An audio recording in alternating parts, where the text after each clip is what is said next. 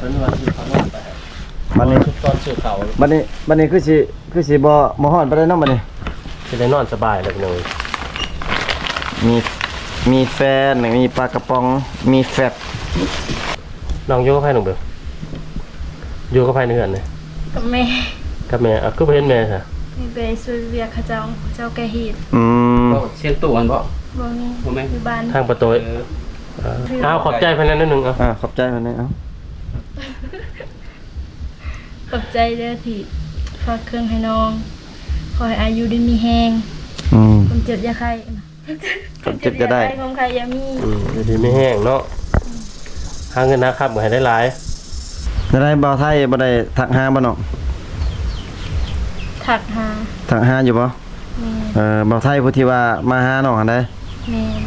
เพิ่นก็ทักหาอยู่เนาะ FC คนอื่นนี่ก็มีอยู่บ่มีอยู่คือว่าชุมากับชงเฟซถ่ายอยู่เลยส่วนไลฟ์เฟซน้องมันเป็นแบบอย่างมันบ่เด้งบ่แม่มันบ่เด้งกับบ่ได้เป็นเพื่อนแหละบ่เห็นเนาะบ่เห็นแบบนั้นเนาะแชทบ่ได้ยังหั่นเด้พี่น้องโทรศัพท์มันเต็มความจำแล้วมันดีบแล้วมันค้างมันดำตลอดมันค้างแบบลักษณะมันบ่เด้งหั่นแหละเนาะ เฉพาะ FC เพิ่นว่ามีอ้ายคนนึงเพิ่นว่าน้องบ่ตอบว่าซั่นว่าว่าอ้ายก็งงอยู่บ่เห็นบ่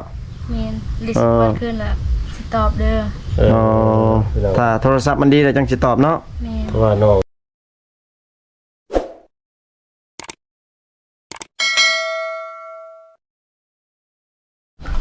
สบายดีเด้อสบายดีพ่อแม่พี่น้องเบิดสุขคนนะพี่น้องเนาะยินดีต้อนรับ FC เบิดสุขคนเข้าสู่ช่องบ่าวผู้ไทยคือเก่าพี่น้องเอ้ยมื้อนี้มาเยี่ยมยามทำข่าวน้องซาเบลพี่น้องเอ้ยเนาะบ่ฮู้ว่า น้องเพิ่นอยู่เฮือนหรือบ่พี่น้องเอ้ยมื้อนี้เดินทางมากับทีมงานพี่น้องเอ้ยเพราะว่าทีมงานมื้อนี้มีของฝากของต้อนจาก FC เบาไก่พี่น้องเอ้ยบ่ฮู้ว่าเพิ่นมีหยังพี่น้องเอ้ยเพิ่นเอามาให้น้องซาเบลพี่น้องเอ้ยเพราะว่า FC เบาไก่เพิ่นเนาะ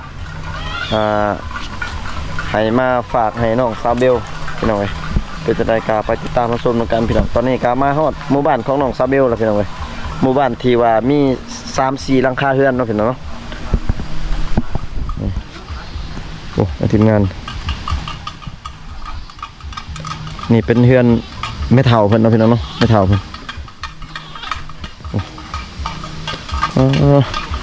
บ่ทันมาเป็นหิวเครื่องนี่จะเครื่องจะคลองจังพี่น้องเอ้ย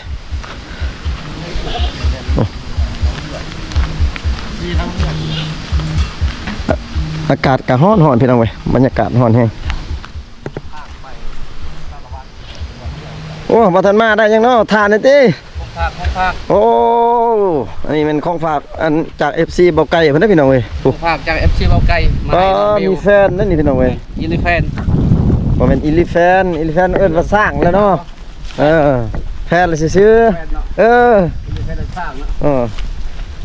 โอ้มีปลากระป๋องเดือกพร้อมได้พี่น้องมีเครื่องใส่แล้วเครื่องกินนี่ได้เห็นไหมพี่น้องลายอยู่ได้พี่น้องขึ้นทางไรน้องเบลทางหลังทางหน้าขึ้นทางหน้าเลยติขึ้นทางหน้าเรื่องนี้นะขึ้นก่อนผู้สิเป็นลูกเคยน่ะขึ้นก่อนเพิ่นว่าพี่น้องเว้ยขึ้นก่อนแล้วพี่น้อง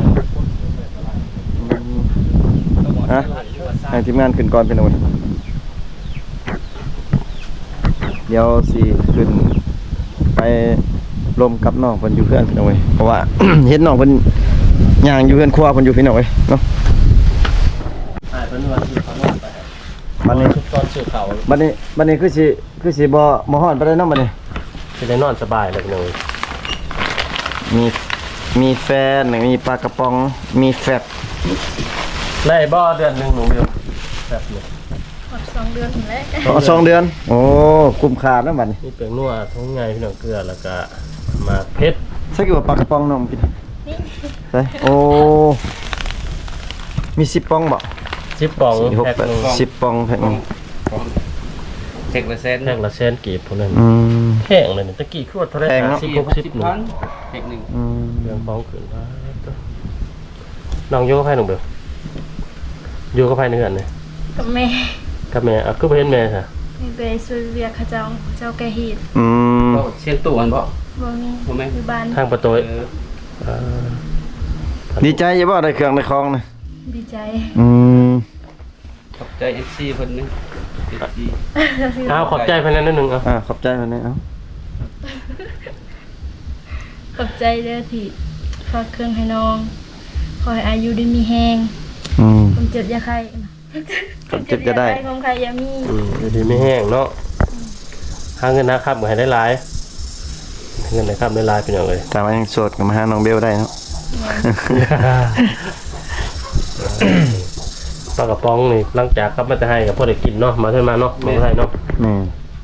แต่กลุ่มไปได้อยุประมาณอาทิศนึงครับว่านี่ สมมุติว่าออกให้ก็สบายเลยเนาะมี อืม ตัวนี้เนาะถือออกไปปองหนึง ปองหนึ่งกะ2 คนกิน3 คนกินกะโอเคเนาะ แม่ แฟบนี่กินบ่ได้แฟบ เอาไว้ซักเนาะ สักเครื่อง เครื่องคอม ไม่ใช่น้องบ่นอนน้องบ่นี่น้องเบล แม่ เอาผ่ากั่งมานี่เลยทางนั้นบ่ได้กะบ่ได้ตันเลยบ่ทางนั้น บ่ บางทีมีผู้บ่าวขึ้นมาแล้วก็ลิฟต์เขาเลยแล้ว เข้าขึ้นมาทางประตูตัวนั้น บ่มีผู้บ่าว มีผู้บ่าวเนาะบางทีโจรเด้มันมีได้โจรซุมื้อนี้มันหลักขึ้นเด้ ลอยตัวบ่ จนได้มันยิ้มใส่เฮ้ยอย่าแพงนะครับ บ่นอนน้องเบลพี่น้องเอ้ยประหมกังซื่อส่วนหลายเขาเจ้าบ่สู่เฮ็ดหองเนาะมาไทย แม่น มาสู่เห็นคันเฮือนหลังใหญ่ที่จังมีหองบ่นอนให้ลูกสาวเนาะ แม่น อันนี้ส่วนหลายแหละกังแบบนี้เลย น้องนอนอยู่ไหนอยู่ไหน แม่ บัดแม่น้องนอนซะ ทีนี้ นอนอยู่นี่เลย แม่ โอ้นี่แม่เพิ่นนอนอยู่นี่เด้อพี่น้อง อยู่วันนี้บ่ โอ้ยเฮานี่เข้ามาบ่นอนครับเพิ่นแล้วนี่เฮา บ่บ่ได้ถูกสาดเป็นจังซี่ กินข้าวแล้วบ่น้อง กินแล้ว กินกับหยัง ปลา กับปลาผู้ใดไปหาปลา นาเบา เออคิดว่าน้องไปหาน้องคืองามแต่ยิ้มงามแบบนี้ทุกมื้อบ่น้อง บ่ กินข้าวกับยังทำงานบ่ ว่ายังบ่ได้กินข้าวเช้าบ่ได้กินข้าวเที่ยงเลย กินแล้วน้องกินข้าวกับปลาเมื่อกี้ที เขาบ่ได้ยินไป เอ แล้ว อ โอ้อยากดีพี่น้อง เพิ่นบ่อยากใส่ใจประเด็นบ่อยากกินประเด็น คนนั้นที่เขากิน2 คนบ่เจะมาค อื น ม อันนั้นบ่น้องเบลหลังจากนอนแล้วก็ต้องได้กู้ไว้บ่ แม่ แสดงว่าบ่นอนนี่ก็ตอนทุกๆมื้อนี่กู้ไว้ก่อนสินอนก่อนสิไปเวียกโอ้แสดงว่าต้องได้อนามัยทุกมื้อ แล้ว เนาะ ไม่ต้องใช้แต่คนขึ้นมากอ่ะคิดว่านอนแล้วปาไปเลยจังดอกเพราะว่ามาปกก็มีอยู่ที่เนาะน้องเบลด้วยจังได๋ ผ้าห่มมีอยู่บ่เต้มีผ้าห่มเก่านี่บ่ แม่ โอ้ผ้าห่มนี่บ่ผ้าห่มน้องฮะ แม่ คือขาดเลยน้อง เป็นขาดเก่าแล้ว บ่แม่นน้องดึงไปแล้วนอนคนเดียวหนาวๆว่าดึงผ้าว่าจักมีผู้กอด ดึงกลับไปกลับมา มันเก่าแล้วเนาะ แม่ โอ้ผ้าห่มเพิ่นก็ขาดบ่ได้พี่น้องผู้ มาเป็นไทยเก็บรายละเอียดพี่น้อง โอ้ผู้ใดใจดีก็ซื้อผ้าห่มให้น้องเด้บ่อยู่บ่นอนให้เพิ่น แล้ ได้ ว พี่น้อง ข่าวหนาพ้นหนาหนาวเนาะ น้ำพ้นนี่หนาวเด้ เพื่อนหัวบ่น้องเบล เพื่อนนี่ก็หัวไปแล้วผู้เป็นปองมันพี่น้องเอ้ย เออ โอ้ ผู้ได้ตอกตะปูเนี่ย อันนั้นที่เป็นสังซีเฮือนเก่าบ่ แม่ เป็นสมพ่อ ไม่เฮือนเก่าเบิดแล้วน้องย้ายมาพี่ แม่ น้องมากว่าใช่ไหม เตะละไก แต่แล้วก็เลยมาตั้งไว้สมพ่อไปเลย ไผอีกตั้งให้พี่น้องบ่ คนอยู่บ้าน เอา เขามาช่วย เข้ามาช่วย ช่วยเนาะ แม่ อืม พี่น้องซอยกันพี่น้องคิดว่าจ้างครับบริจ้างเนาะ บ่ ไฟฟ้านี่เข้าติในเฮือนน้องนี่มีไฟฟ้าติ นี่ อืมเดือนหนึงประมาณเท่าไหร่น้องเสียเงิน หัว มันบ่ได้เสีย นาเบา แล้วก็โอ้แต่ก็ถือว่าแพงมีแต่ไต่ไฟจะสื่อเลยผมว่าแม่นแล้ววะ แม่ พอบ่มีตู้เย็นบ่มีพัดลมบ่มีโทรทัศน์ ว่าไงบัดนี้คือสิแพงคือได้มีพัดลมแล้วบัดนี้ได้เปิดได้เนาะ เปิดทุกมื้อเนาะบัดนี้ นอนกันสิ น้องสิเปิดทุกมื้ออยู่บ่หรือว่าได ที่เปิดทุกมือ สิเปิดทุกมื้อเลยบ่ได้เอากอดน้ำติ ก่อนบ่ได้ไฟสอดเนาะ น้องไว้ทางข้างเนาะยานพัดลมมันบูดเด้อน้องเปิดในเวลาน้องเปิดนะ บ่ใช่พัดลมเมนบ่ น้องเปิดทางข้าง เป็นน้ำมันแล้วว่ะ จะได้ติพวกอ้ายผู้เสื้อมาพัดลมมันยังเมนกระดอกบ่ คือแบบในคลิปตลกเขาเนาะ เออ ผู้ดีแล้วน้องก็เปิดอยู่กลางนะเด้อผู้ดีทรายไปสายมาทั้งแม่เลย ให้มันปิ้นเด้อถึกแม่น้องน้ำ น้องบ่ได้มานอนนำบ่ผู้เคยตะกี้เคยมานอนนำบ่ได้นอนบ่ได้นี่ นอน อืมคือว่าน้องนอนคนเดียวสนอกบาดผู้บ่าวขึ้นมาผู้ดีแล้วเข้ามาทางนั้นเนาะบอกได้เนาะ แม่ จะไล่ยานเข้ามาทางนี้แล้ว ตะกี้หันผ่านมาตะกี้หันอากาศร้อนๆบ่มีพัดลมนี่น้องนอนบ่ได้น้องร้อนๆนี่ จะนอนแบบนั้นเลย ใส่เครื่องใส่หยังเลยบ่ได้ปาโตตีนอนมันร้อน บ่ คือช่วงนี้มันร้อนอากาศร้อนนี่แกส่งแกเสื้อดูได้สนองนี่บ่เนาะคันร้อนก็ใส่ไว้นั่นแหละโอ้พี่น้องเอ้ยมันแตกต่างกันเนาะบ่ไกลเนาะ แม่น ผู้หญิงกับผู้ชายนี่ต่างกันเด้ ส่วนแรกเขาจะเอาประกาศเนี่ยเพราะว่ามันจะมีแขกคนมาตอนเด็กตอนนี้เดี๋ยวบอกได้ แม่ มันบอกมีห้องขันมีห้องเลยบางทีเป็นส่วนตัวอยู่ อันนี้น้องนอนอยู่ทางระหวางเพื่อนเลยพี่น้องเลย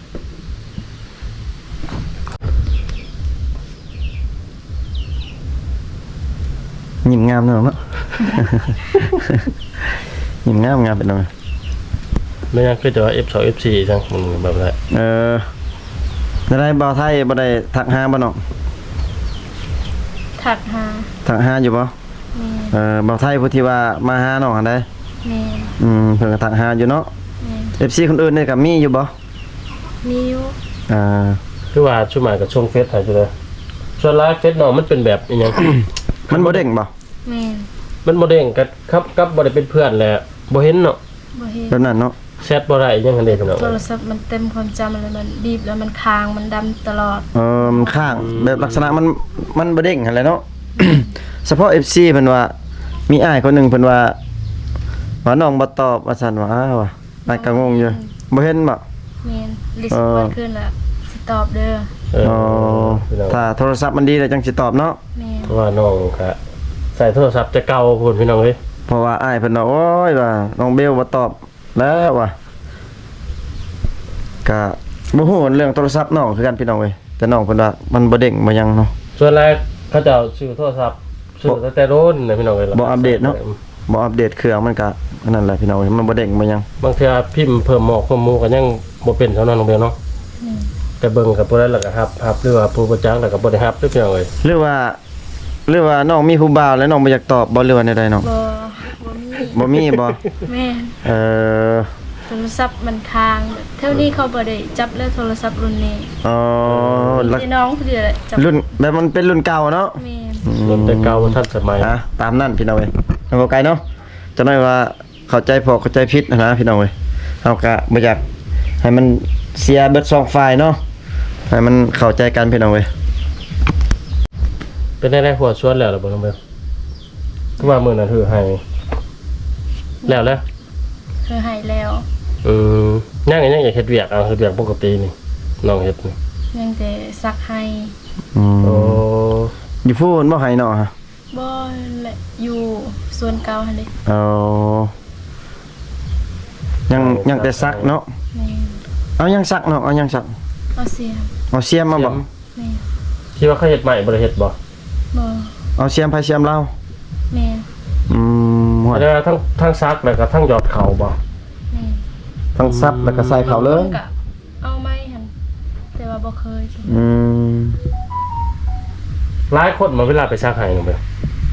ก็มีแต่นาบาวแล้วก็นาซาวหรือแม่คอย แบบมีแต่พี่น้องไปช่วยกันเนาะ แม่ เดี๋ยวเลยเพราะว่าบ่ได้เอาแห้งกันเนาะแถวในบ้านเนาะ แม่ เพราะว่าบ้านนอกมันก็ใกล้จากบ้านใหญ่พี่น้องเอ้ยเนาะ แม่ ประมาณลักหนึงพอจากแล้วก็ส่วนหลายมีแต่พี่แต่น้องกันประมาณ5-6 คน 6-7 คนนี่ซอยกันพี่น้องเอ้ยเจ้าซอยกันซอยเจ้า หลังจากแล้วให้น้องแล้วก็ไปช่วยให้พี่น้องอีกบัด แม่ เดือนไหนเขาซักหายเดือนไหน บ่ฮู้ ใกล้เลยติ ยังอีกโดนบ่ บ่โดนเนาะ ถ้าฝนตกผมบอกเลยว่าเลยหนึงก็ซักเลย ถ้าฝนตกพุ่นแหละ แสดงว่าฝนตกลงมาอีกให้ดินมันอ่อนเนาะ แม่ แล้วก็จังซักพี่น้องเอ้ยเพื่อสิได้กินข้าวว่าแม่นง่ายเด้บ่เท่าในชนบท แม่นหลังจากซักแล้วก็มันเสียหญ้าอีกแม่นบ่ แม่ เสียหญ้าจักเทื่อเนาะ ซอง สองเทื่อเสียหญ้าแล้วก็หูดข้าวเนาะเก็บเกี่ยวหมากข้าวเนาะ แม่ ปีหนึงลายบ่น้องได้ข้าวปีหนึง บ่ฮอด5 สอบซ้ำ บ่ฮอด5ซอบ แม่ ก็ได้สิกลุ่มกินบัด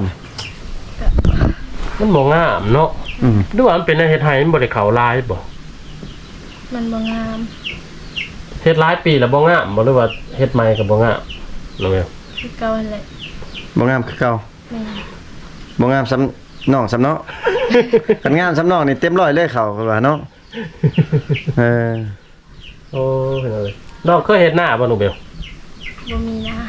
บ่เคย ก็บ่เคยเนาะอย่าเราไปรำซอยพี่น้องเฮ็ดต่างกันนี่บ่เคยบ่ บ่ เพราะว่าสิได้ถามว่าระหว่างเฮ็ดให้กับเฮ็ดหน้าตัวใดมันสบายอะ อื นะ ม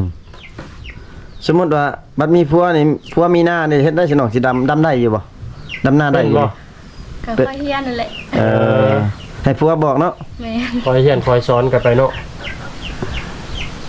เพราะว่าเฮ็ดหน้ามันสิได้เข้าหลายกว่าเฮ็ดให้ได้ตามอ้ายคิดว่าน้องเบล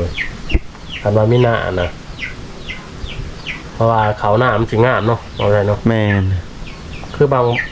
งเพื่อนเพิ่นมีหน้าประมาณ5-6ไร่ก็ถือว่ากลุ่มหลายเติบอันนี้คือน้องเฮ็ดให้นี่ประมาณ 2-3 เฮกตาร์ก็ได้บ่เขาประมาณ50 สอบเนาะ แม่น แรงจูปลูกมันแล้วขายมันแล้วซื้อเขาดีกว่าให้บอกได้เลย แม่น แต่ว่าก็เฮ็ดในนั้นมันเป็นหีบเป็นคลองก็เจ้าเนาะก็เฮ็ดเป็นปกติเวียกปกติว่าสิซาทางปลาเฮ็ดให้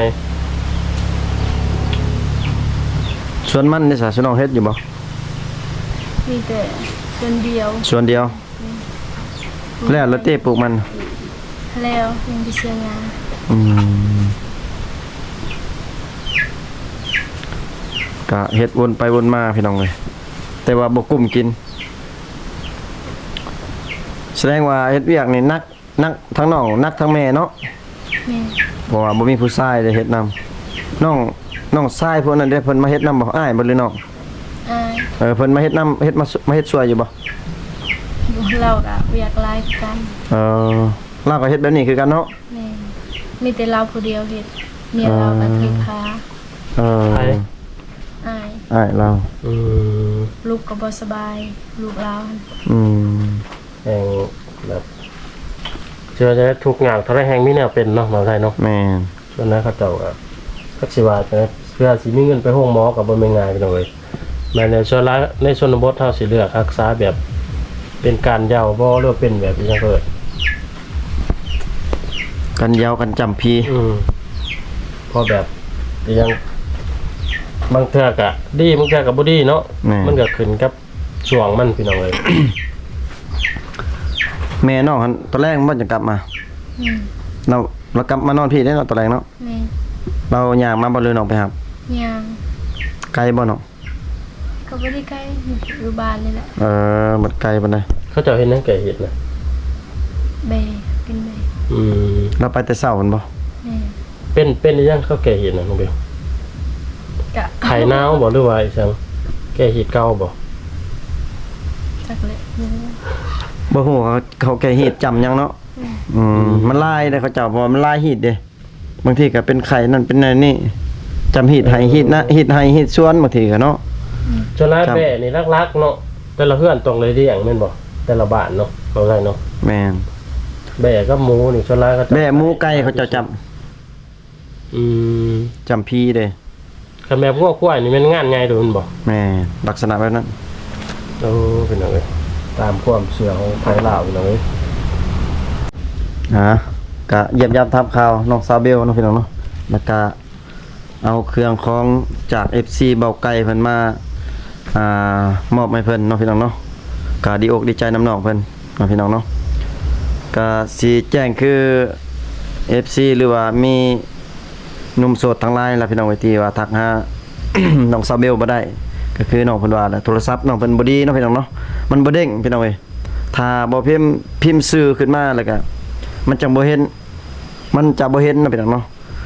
มันบ่เด้งขึ้นมาน้องเพิ่นก็เลยบ่ตอบบ่เห็นพี่น้องก็ขอโทษขออภัยนำ FC หลายๆนะพี่น้องเนาะคิดว่าน้องเพิ่นมีผู้บ่าวพี่น้องเอ้ยมาถามน้องแท้ๆน้องเพิ่นว่าบ่มีพี่น้องเนาะก็คลิปนี้ก็บ่ไทยก็สิได้ขออนุญาตปิดคลิปไว้เพียงเท่านี้ก่อนพี่น้องเอ้ยอยู่ดีมีแฮงเบิดสุขสุขคนพี่น้องเอ้ยเจอกัน EP หน้าพี่น้องเฮงๆรวยๆเบิดสุขสุขคนพี่น้องบ๊ายบายเลยเนาะ